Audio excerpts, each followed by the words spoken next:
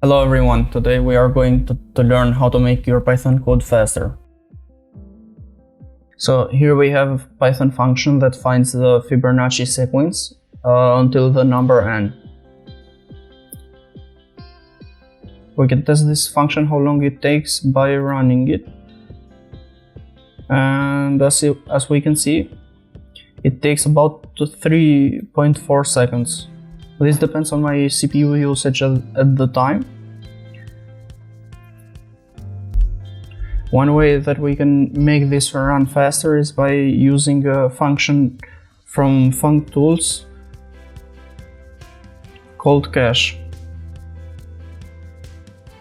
which saves the return values from the function, and the next time that the function is called with the same input, it doesn't recalculate the output again, but it gets it by looking the cache and simply returning the value.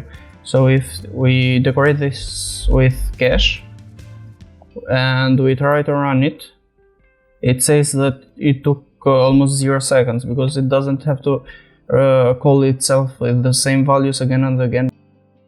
Another function that functools provides is LRU cache, which stands for least recently used, which does not save all the returned values, but we can provide a max size and enter a number of how many of the least returned values do we save, and we can try with 10.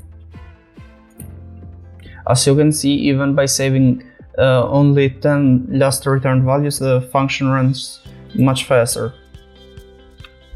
So this is a very simple way to make our Python code faster. It doesn't apply to every function, but if your function is called multiple times and does a long calculation, you can simply use cache to save the returned values and retrieve them from cache without recalculating every time, and it can make your code much faster.